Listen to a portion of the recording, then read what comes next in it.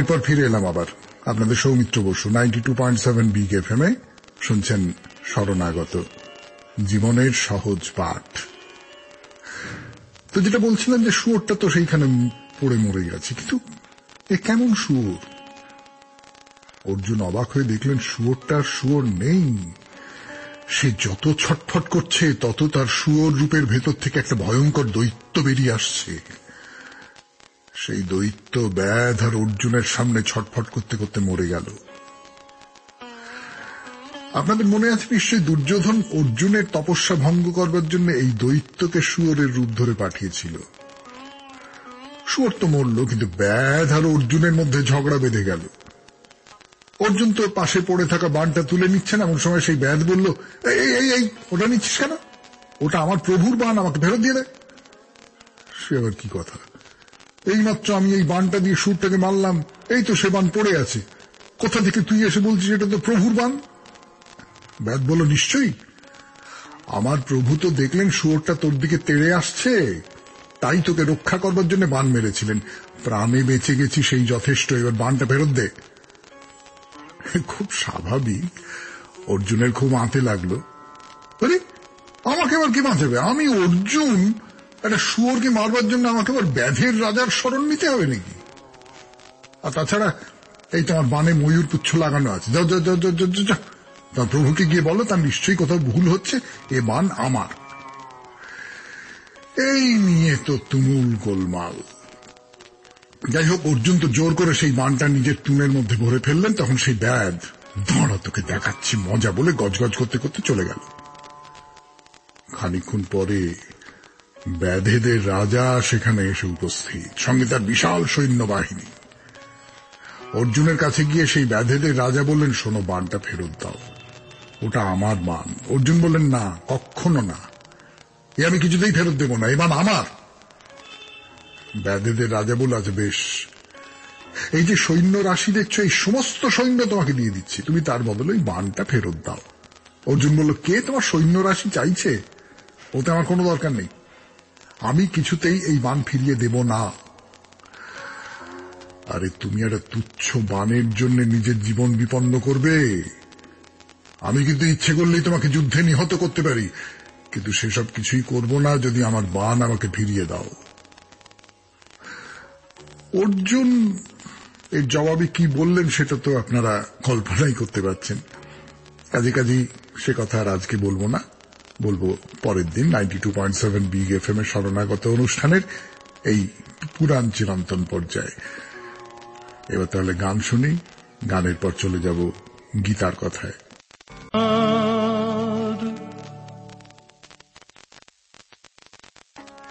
শুরু করছি গীতার কথা 92.7 বিগ এফএম এর শরণাগত অনুষ্ঠানে। গীতায় জ্ঞানযোগের কথা শেষ হয়েছে গতদিন। জ্ঞান হল এক উপলব্ধি, সেই উপলব্ধিতে এসে থেমে গেলে চলবে না, কর্মের মধ্যে দিয়ে সেই উপলব্ধিকে প্রতিষ্ঠা করতে হবে।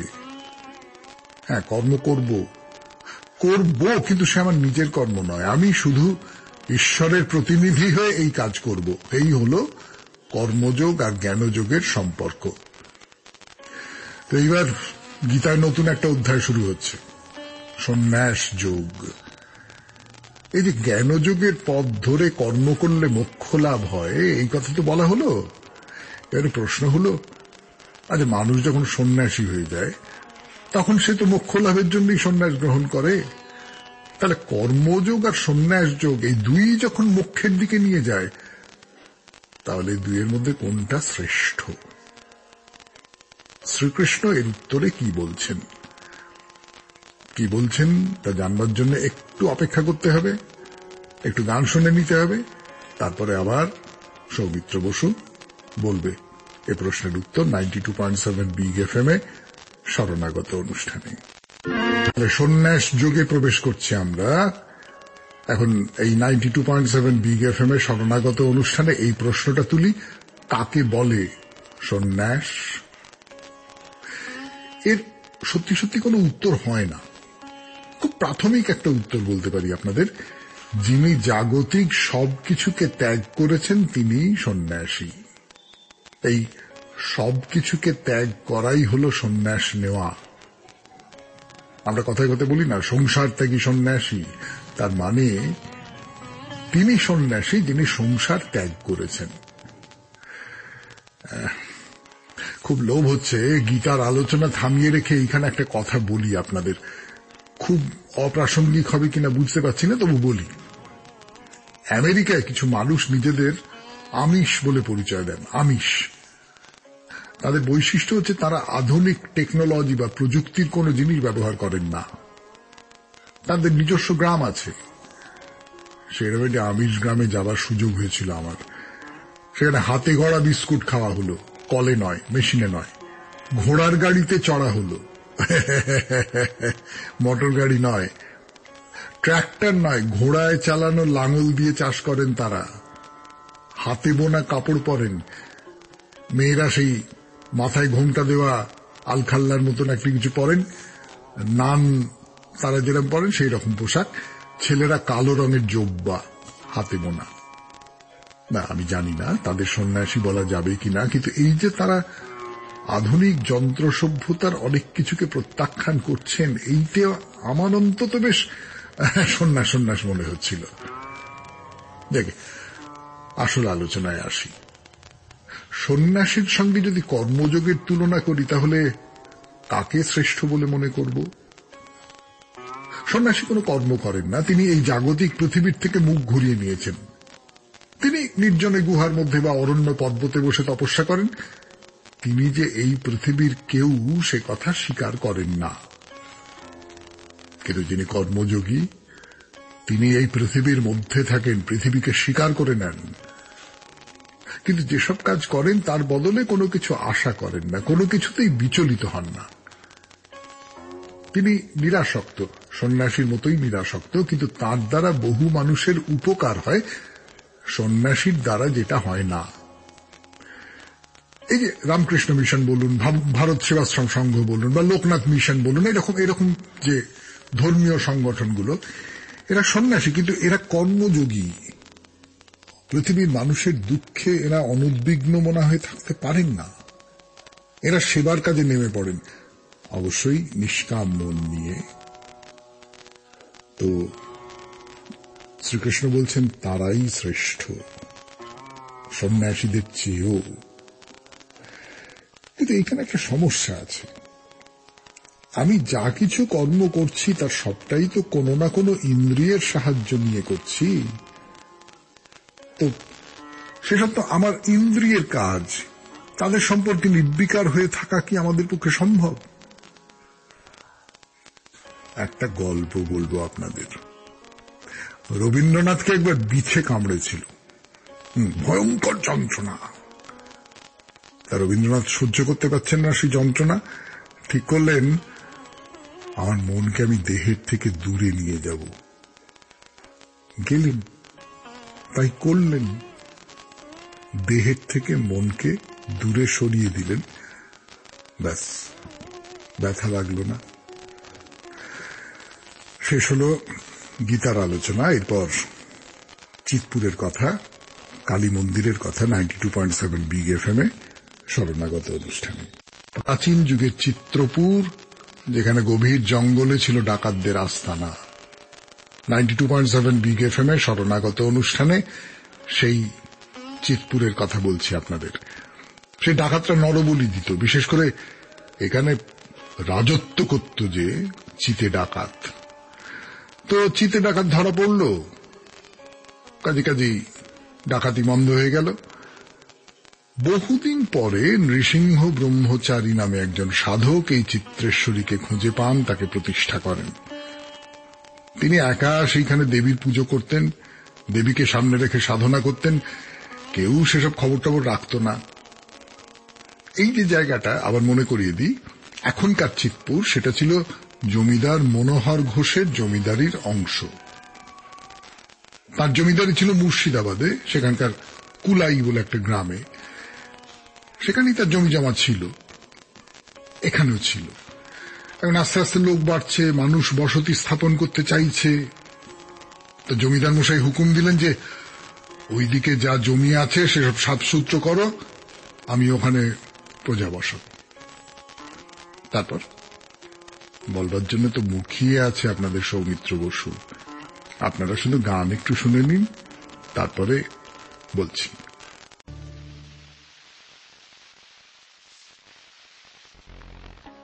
তো জমিদার মশাই হুকুম করেছেন, জঙ্গল সাফ করতে নেমে গেছে লোকজনেরা। 92.7 বিগ এফএম এ শুনছেন শরণাগত কালী মন্দিরের কথা। তো জঙ্গল সাফ করতে করতে দেখা পাওয়া গেল সেই নৃসিংহ ব্রহ্মচারীর।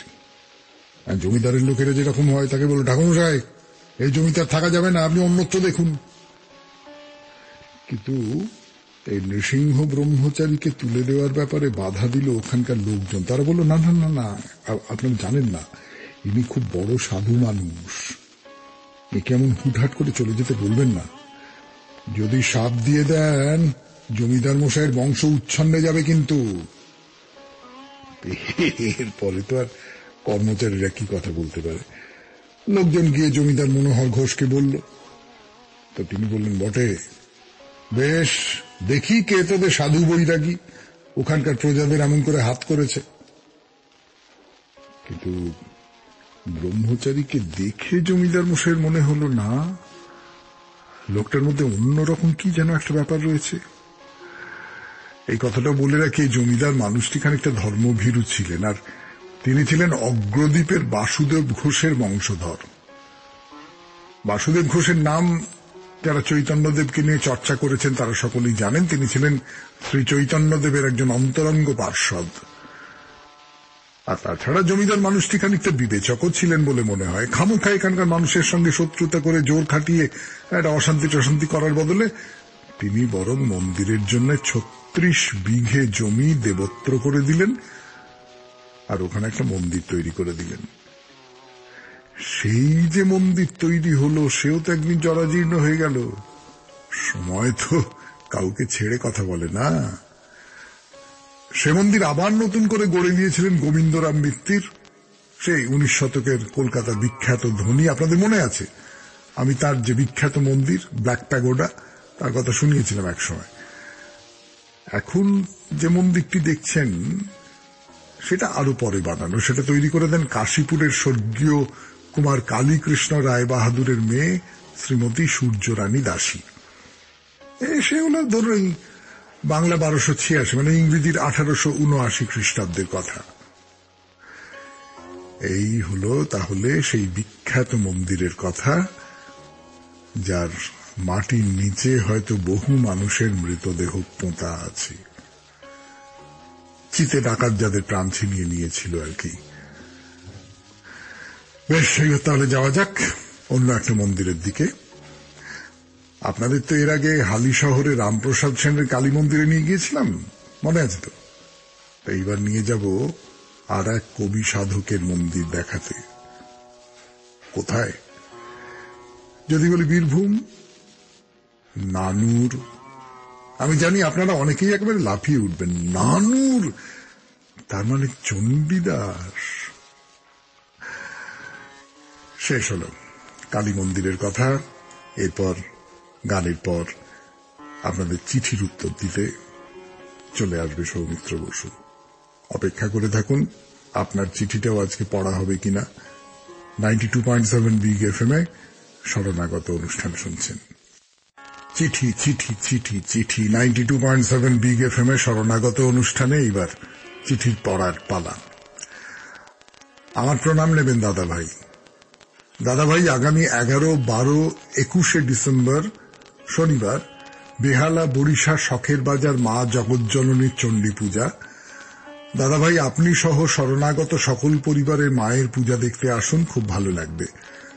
দুটো পুজো হয়, একটা ক্লাবের পট পূজা আর একটি বাড়ির ঘট পূজা। ঘরটি এমনভাবে সাজানো হয় দেখে মনে হবে না যে এটি ঘট।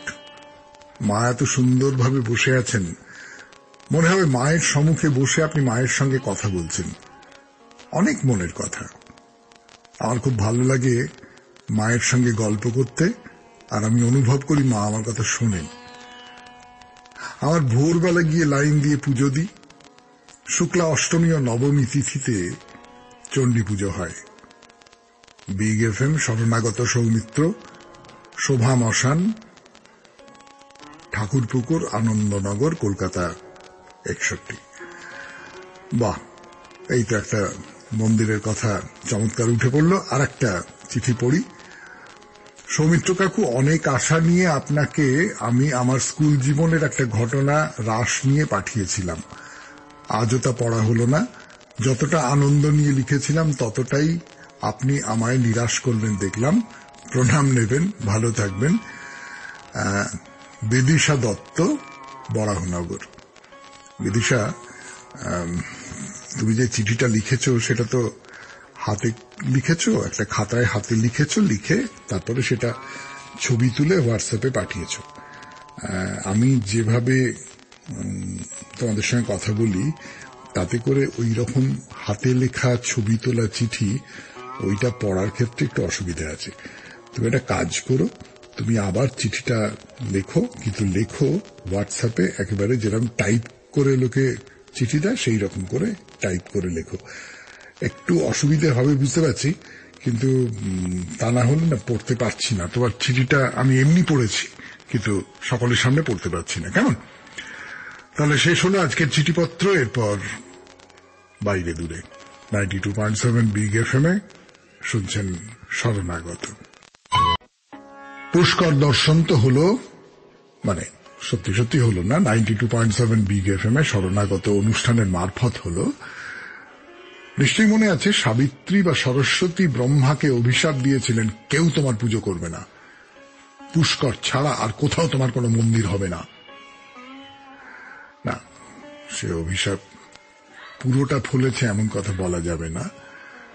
পুষ্কর ছাড়া আরো কয়েকটি মন্দির আছে ব্রহ্মার নামে, না একেবারেই কয়েকটি মাত্র।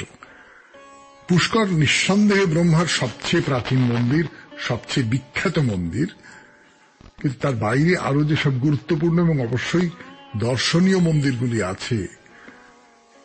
আবার রাজস্থানে একটি মন্দিরের কথা বলবো, ব্রহ্মার মন্দির।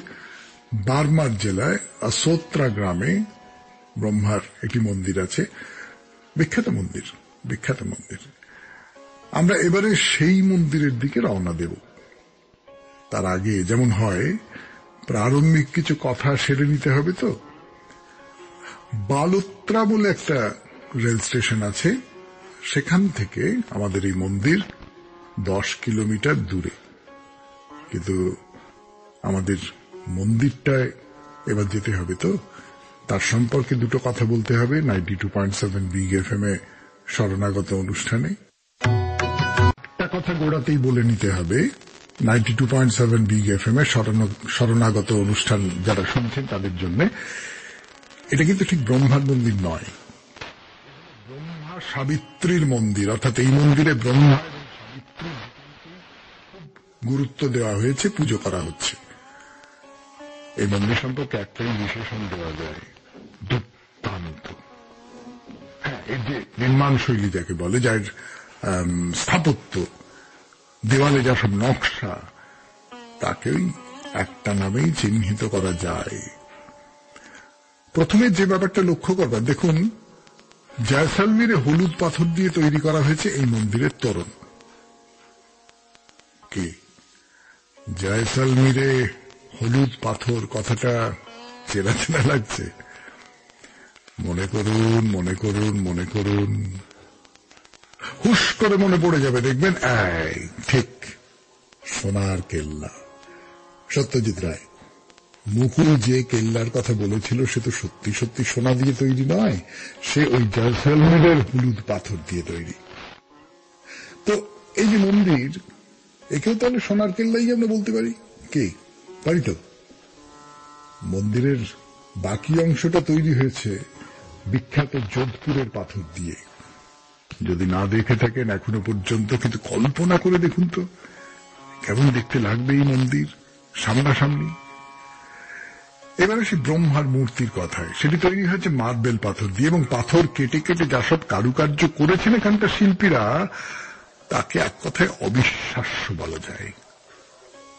এখানে ব্রহ্মা যেমন আছেন, তার পাশে তার স্ত্রী গায়ত্রীকেও দেখতে পাবেন। এই মূর্তিদেরও বলা যায় একেবারে অসাধারণ শিল্পকাজের নিদর্শন। এই দুজন ছাড়া আরো বেশ কিছু মূর্তি আছে, যেমন ধরুন সেই আমরা ছোটবেলায় গল্প টল্প শুনেছি না, সেই প্রাচীন বৈদিক যুগের কাহিনী থেকে উঠে এসেছেন মহর্ষি উদ্দালক, মহর্ষি বশিষ্ঠ, মহর্ষি কাশ্যপ, গৌতম, মহর্ষি পিপ্পলাদ, মহারিষি ভরদ্বাজ, মহর্ষি পরাশর, এই এত জনের কথা উঠে এসেছে। এই মন্দিরটি তৈরি করার ব্যাপারে প্রধান ভূমিকা নিয়েছিলেন এই রাজ্যের রাজপুরোহিতেরা। পুষ্করের ঘাটে বসে পায়রাদের দানা দেওয়ার কথা বলেছিলাম আপনাদের, আর এখানে এই আসোত্রা মন্দিরে পাখালিকে দানা দেওয়ার জন্য বিশেষ ব্যবস্থা আছে। মন্দির কর্তৃপক্ষের তরফ থেকে প্রতিদিন 200 কিলোগ্রামের মতন দানা পাখিদের জন্য বরাদ্দ আছে। মনে মনে ছবিটা কল্পনা করে দেখুন তো, সকালবেলা দানা ছড়িয়ে দেওয়া হচ্ছে, আর কোথাও না কোথাও থেকে ক্ষুধার্ত সব পাখির দল কিচিরমিচির করতে সে সমস্ত খাবার খুঁটে খুঁটে খাচ্ছে। বাইরের দর্শনার্থীদের থাকবার খুব চমৎকার ব্যবস্থা আছে এখানে, যে যাকে বলে একেবারে এলাহি ব্যাপার। কিন্তু সেই এলাহি ব্যাপারের মধ্যে ঢুকবার সময় আজকে আর নেই। আজকে আমরা এখানেই শেষ করছি 92.7 বিগ এফএম এ শরণাগত অনুষ্ঠান। আমাদের হোয়াটসঅ্যাপে চিঠি লেখার যে নাম্বার সেটা আপনারা জানেন, 9831922927। চিঠির গোড়ায় অতি অবশ্যই SG লিখবেন। আর আমাদের ফেসবুকের ঠিকানা যদি বলেন তাহলে ঠিকানা হল শরণাগত সৌমিত্র, SHARANAGATA শরণাগত, SOUMITRA সৌমিত্র। তাহলে আর কি, আজকের মতো বিদায়। আবার কাল ভোরবেলা 5টার সময়, মনে আছে তো? এরপর ফিরে এলাম আবার আপনাদের সৌমিত্র বসু 92